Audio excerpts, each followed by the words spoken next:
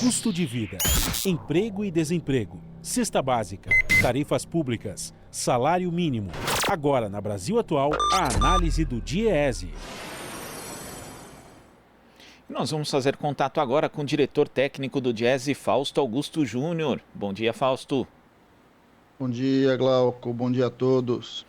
Fausto, e ontem o IBGE divulgou os números referentes ao PIB do terceiro trimestre de 2020, mostrando uma alta de 7,7%, o que era mais ou menos esperado, dado que a gente tem uma base deprimida, né, no segundo trimestre, mas ainda assim abaixo das expectativas do mercado e do próprio governo, que esperavam aí algo em torno de 9%.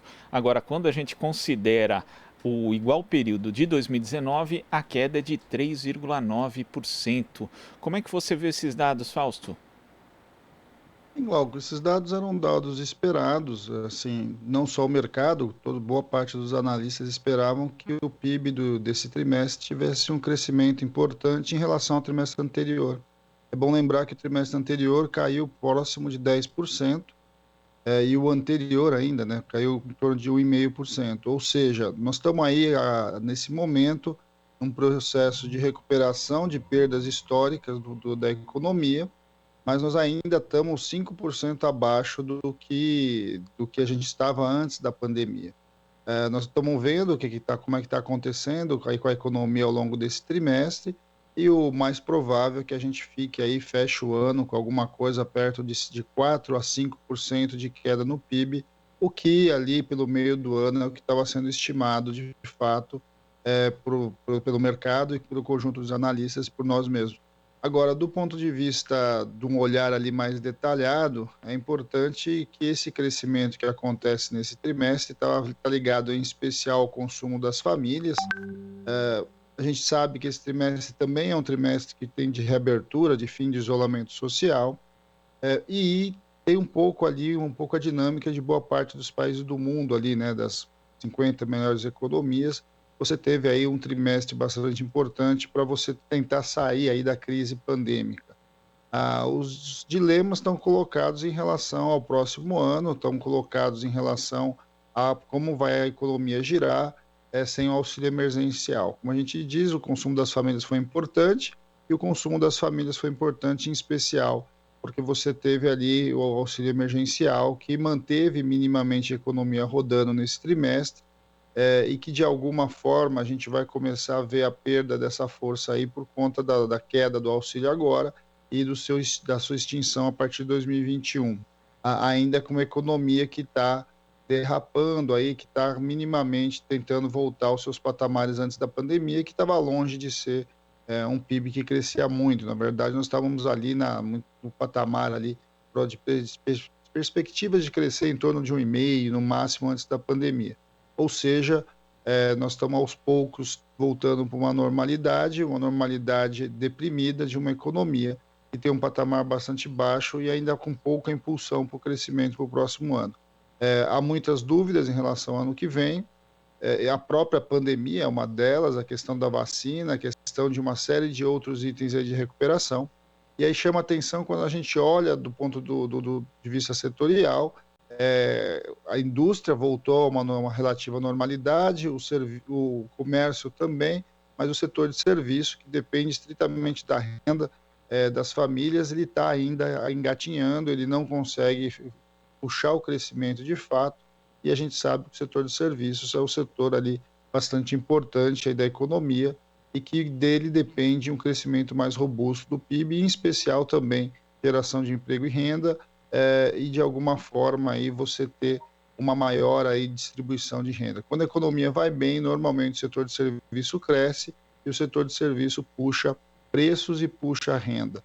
Vamos ver ali um pouco o que vai acontecer nos próximos meses, para ver como é que essa economia vai se colocando. Chama atenção também o fato da agricultura ali ter mantido o seu ritmo de crescimento ao longo da pandemia, e agora ela tem um processo aí de queda muito mais vinculado à questão da safra, vinculado às questões climáticas.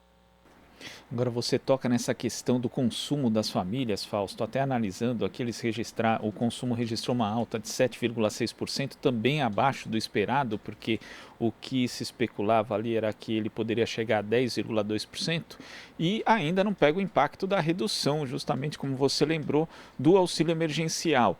A gente ainda tem a perspectiva de não haver o auxílio emergencial em 2021, não existe qualquer tipo de certeza em relação ao que vai vir, ao que vai substituí-lo, se é que vai vir alguma coisa para substituí-lo. Então, o quarto trimestre é importante justamente para a gente já poder projetar o que pode acontecer em 2021, Fausto, com a perspectiva aí do fim do auxílio emergencial?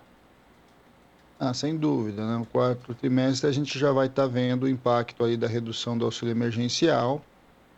A gente viu também ali em relação ao crescimento ali da construção civil, a construção civil teve um crescimento importante, mas o seu crescimento foi puxado pelo baixo investimento público, ou seja, que a construção que cresceu foi a construção do setor privado. Então, o setor público, de certo modo, tem um papel bastante importante no impulsionamento da crise, da saída dessa crise, seja pelo lado do auxílio, né, da possibilidade de você colocar recursos diretos na economia, em especial entre os mais pobres, e na outra ponta você vê como é que o Estado vai estar investindo e a sua capacidade de investimento.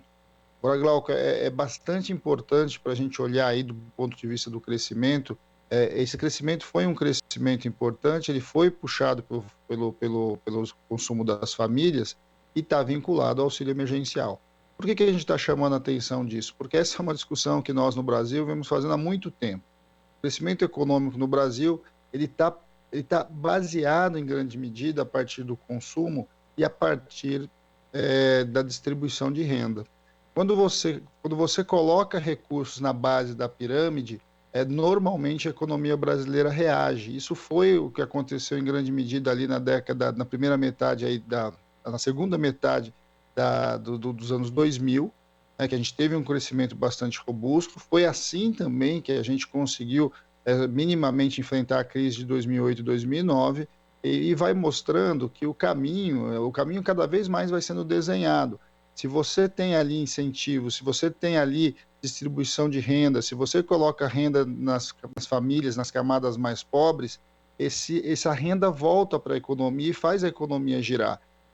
Então, é muito diferente do que boa parte dos analistas tem dito, que, na verdade, é o fim dos estímulos. Uma boa parte do mercado tem dito que é o fim dos estímulos fiscais, os estímulos relacionados ao auxílio emergencial, que vai puxar a economia do próximo semestre, do próximo ano. Nós estamos aqui para dizer que é o oposto. Ao você retirar esses incentivos, a você retirar esses auxílios, a você retirar recursos dos mais pobres, o que a gente vai ver muito provavelmente é voltar a um patamar de economia ali muito minguado e que, de fato, vai priorizando sempre os setores mais ricos da sociedade. Esse debate em relação ao auxílio emergencial, neste momento, o crescimento do PIB, ele é importante para a gente fazer um debate sobre o que é a economia brasileira. A economia brasileira está baseada, em grande medida, ali na capacidade da sua população gerar consumo, que gera demanda, e ao gerar demanda, gera investimento. E não o oposto, como muitos acabam defendendo, que você tem que ampliar o investimento de modo que isso vai gerar demanda. Todas as experiências que nós tivemos de distribuição de renda no Brasil puxaram o crescimento. E é importante que a gente, aí nesse trimestre que nós estamos passando, começo de 2021, a gente volte ao debate de maneira muito forte de uma renda básica de cidadania, porque ela, de certo modo, pode garantir não só um crescimento melhor para 2021, mas principalmente uma distribuição de renda e uma distribuição dos resultados desse crescimento para o conjunto da população. E você mencionou a questão da crise de 2008 e 2009, a gente lembra que ali existia uma política de valorização do salário mínimo, houve um incentivo, inclusive, ao consumo das famílias, também tivemos ali investimentos públicos, facilitação do acesso ao crédito, um conjunto de medidas chamadas anticíclicas, né, que iam justamente no sentido contrário daquilo que a crise, que muita gente queria que fosse a receita para a crise e que tem sido seguida hoje, que é a questão da austeridade fiscal, de mais controle dos gastos públicos, quando a experiência brasileira mostra justamente o contrário, né, Fausto? Não há dúvida, o papel do Estado ele é vital em momentos como esse. Momentos como esse não são momentos tradicionais, né? Não são momentos comuns, eles são momentos excepcionais. em momentos excepcionais, precisam de iniciativas diferenciadas. Nós acreditamos que o papel do Estado no ano que vem vai ser bastante importante. Se o Estado, em especial, levar recursos para os mais pobres e, de alguma forma, induzir investimento, a gente caminha para um cenário mais interessante aí do ponto de vista do crescimento. Se a gente continuar na discussão de basicamente lidar com reformas e na outra ponta aí com a austeridade fiscal, num cenário ainda de crescimento muito baixo, o que a gente vai ver muito provavelmente é a gente estacionar num patamar de crescimento que, na verdade, impede o nosso desenvolvimento e a distribuição de renda. Agora, é óbvio que a gente não está aqui para dizer que você tem que gastar indistintamente, que o Estado pode fazer absolutamente tudo que ele acha que possa fazer. Não é isso. É óbvio que a questão da dívida é importante, é óbvio que a gente tem que olhar o gasto com bastante parcimônia. Mas é importante lembrar que o processo de ajuste de crises tão longas e tão drásticas, né, como essa, ele não é um ajuste simples, ele não é um ajuste que se resolve ali no espaço de 3 a 6 meses. Nós precisamos que o Estado, de fato, vá induzindo a economia, vai mostrando os seus caminhos, vai minimamente incentivando determinados segmentos, mas principalmente ele vá no movimento de distribuição de renda, colocando recursos nas famílias mais pobres, porque quando você coloca recursos no conjunto das famílias mais pobres, esse recurso inevitavelmente ele vira consumo, ele vira consumo de itens básicos, e esse consumo vai impulsionando a demanda, que vai impulsionando o investimento.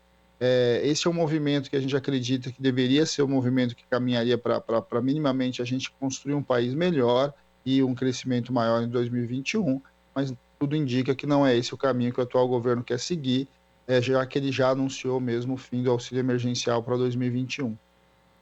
Agora você também tocou no tema de algumas medidas acabarem beneficiando sempre os setores mais ricos da sociedade, Fausto, e eu estava vendo ontem aqui o economista da Universidade Federal da Bahia, Wallace Moreira, chamando a atenção para um dado a respeito do PIB e dos subsetores, quando a gente faz ali a comparação do atual trimestre com o mesmo período do trimestre de 2019. E, de fato, existem ali quase tudo caiu, né? Construção, o próprio PIB, e aí você chega e vê que o setor que mais cresceu foi o setor financeiro, 6% em relação ao PIB, ao terceiro trimestre de 2019. Quer dizer, não existe crise para o setor financeiro no Brasil, né, Fausto? Não, ao contrário, o setor vem minimamente, ele se apropria de parte, inclusive, dos recursos que vão para o segmento dos mais pobres. O consumo das famílias, de alguma forma, passa por ali também.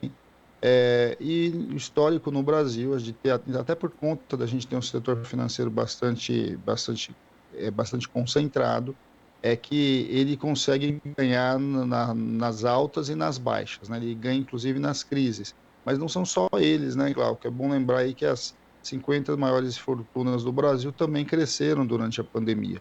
Ou seja, essa é uma característica típica de um país bastante desigual, em que mesmo em momentos em que o conjunto da sociedade empobrece, o que a gente vê é maior concentração de renda. Então, esse é o desafio, é o grande desafio do país. O Brasil só vai ser, de fato, um país, caminhar para um país aí no seu desenvolvimento, um país desenvolvido, se ele enfrentar a sua maior dificuldade, aí, o seu maior problema estrutural, que é a desigualdade de renda. Enquanto a gente não enfrentar, de fato, isso, nós vamos continuar aí, chamado aí no bloco dos países em desenvolvimento, com uma renda média ainda muito baixa, com PIB per capita muito aquém, né, dos países desenvolvidos, e aí a gente vai vendo a marca da nossa desigualdade. Como nós historicamente, só em alguns momentos enfrentamos de fato essa discussão, o que a gente viu aí, em especial a partir do final dos anos 80, em especial ao longo da década dos anos 80 em diante, o que a gente tem visto é um crescimento bastante limitado e a economia brasileira ela fica nesse patamar aí dos países em desenvolvimento e não aproveita os movimentos importantes aí que tiveram como possibilidade do seu crescimento. Mais uma vez, nós passamos uma década, é bem provável, nós já estamos aí entrando a terceira década, né, desse século, e o mais provável é que essa década de 20 seja uma década em que o nosso crescimento seja muito baixo, muito próximo a um crescimento ali quase zero. Eu acho que esse é um dado para a gente refletir e colocar o para frente, né? E o para frente significa a gente olhar essa sociedade de maneira mais equânime, minimamente distribuindo os seus ganhos, e ao distribuir os seus ganhos, você dinamiza a economia como um todo. É isso que a gente acredita, é isso que a gente vem defendendo, mas além de tudo isso, é isso que os dados mostram no enfrentamento das diversas crises que a gente teve ao longo dos anos, em especial no nosso passado recente. Fausto, muito obrigado pela sua participação aqui no Jornal Brasil Atual. Até a próxima. Até a próxima, Glauco. Bom fim de semana a todos. Igualmente, conversamos aqui com o diretor técnico do Diese, Fausto Augusto Júnior. Você está ouvindo Jornal Brasil Atual. As notícias que os outros não dão.